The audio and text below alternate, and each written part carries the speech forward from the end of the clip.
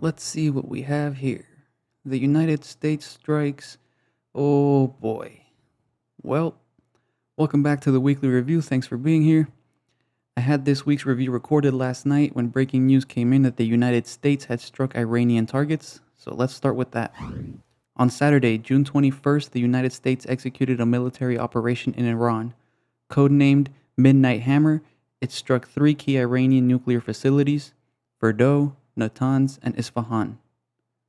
The aircraft and munitions included 7 B-2 Spirit stealth bombers, part of a 125-plus aircraft formation of 4th and 5th gen aircraft. They deployed 14 GBU-57AB massive ordnance penetrators, or MOPs, which are bunker busters. This is the first time they were used in a combat setting. Plus, over 24 submarine-launched Tomahawk missiles, totaling 75-plus precision-guided bombs. The Pentagon says this was the largest B-2 operation in U.S. history. According to U.S. officials, the covert nature of the mission, along with misdirection and decoys of aircraft movements, allowed for it to go completely undetected both entering and leaving Iranian airspace. According to Secretary Hegseth and General Kane, all targeted munitions hit, causing, quote, severe damage. It currently remains unclear whether Iran's nuclear capabilities are permanently disrupted, as damage assessments are ongoing. Now, while the operation delayed Iran's nuclear program, experts caution these strikes could harden Tehran's resolve to reconstitute its capabilities. A U.S. analyst warned that this could spiral into a broader war, possibly Forever War 2.0. Additionally, Iran has vowed retaliation.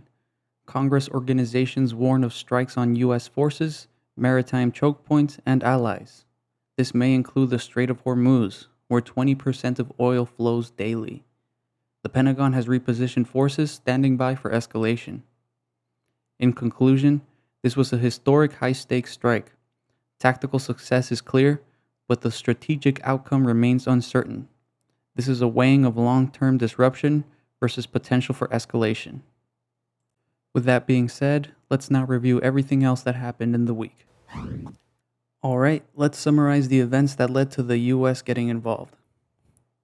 Last week, Israel launched targeted strikes on Iranian nuclear and military sites, including Isfahan, killing senior IGRC commanders and scientists. No radiation leak was reported. Iran has unleashed 4 official missile waves, launching roughly 200 ballistic missiles, many of them hypersonic, and drones targeting central Israel, though these have been reportedly less effective. Iran claimed over 400 killed and 3,500 injured on its side since June 13. Israel reports 24 civilian deaths and dozens injured. The biggest news on damage in Israel has been the Tel Aviv hit high-rises and the Kiryat, their Pentagon. Take a look at these pictures. A hospital was also hit.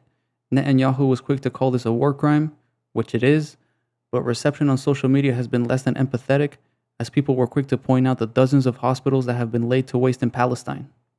I've also heard the quote, "Every outcry is an admission," which is definitely hitting hard in this case. Al Jazeera reports Iron Dome down to 90% efficacy, with some interceptors failing against hypersonic warheads. The Wall Street Journal suggests Israel is nearing depletion of Arrow 3 interceptors as well. So the Iron Dome is working, but it is very much under siege. Evacuation and exodus. Over 50,000 Israelis evacuated via Cyprus by ship and plane. Hundreds of U.S. citizens were caught up in the evacuation. Many online were quick to chirp that the people of Cyprus should be careful before the refugees claim it as the new promised land. Wow. In interviews, Netanyahu is clearly trying to goad the U.S. into involvement, saying things like, "I'm sure they'll do the right thing." And given these past events, it has worked. However, social media saw many people say things like, "Deal with it yourselves. You started it. Now you want us to save you?"